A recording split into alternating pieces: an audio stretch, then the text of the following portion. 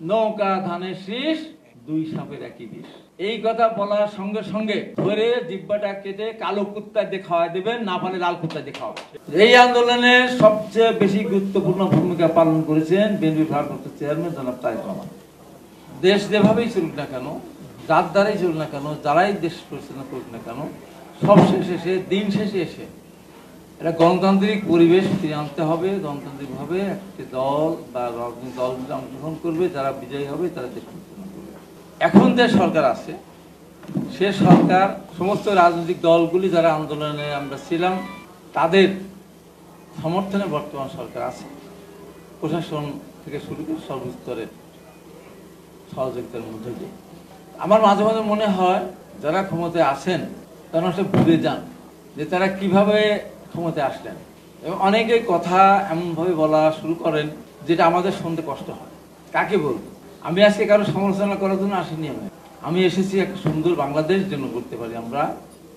বিগত দিনে যে অত্যাচার, নির্যাতন, শোষণ, বঞ্চনা, এই যুগে যেন আমরা ফিরে না যাই, সেই কথাগুলি আমার বলার উদ্দেশ্য। আর কোনো বিভাজন চাই না। এই আন্দোলনে কার কতখানি ভূমিকা ছিল, কে বেশি ভূমিকা পালন করেছে, কে কম ভূমিকা পালন করেছে, এগুলো নিয়ে রীতিমতো একটা মনে হচ্ছে যুদ্ধ শুরু হয়েছে। আর এই যুদ্ধ ঘোষণা করলেন স্বয়ং আমাদের প্রধান উপদেষ্টা।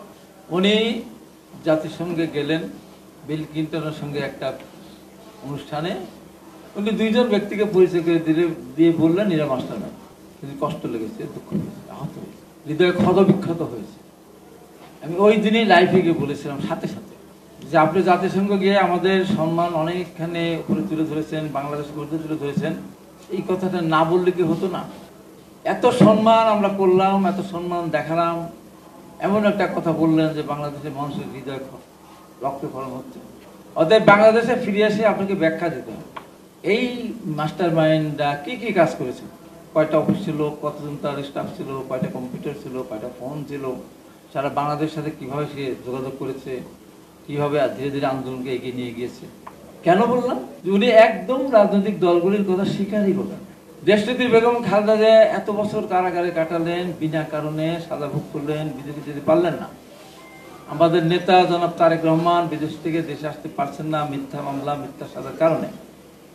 এবং বৈষম্য বিরোধী ছাত্র আন্দোলন যখন শুরু হয়েছিল তখন থেকে উনি পিছন থেকে সর্বাত্মক সহযোগিতা করেছেন, যেটা তারেক বলেছে, পরিষ্কার করে বলেছে।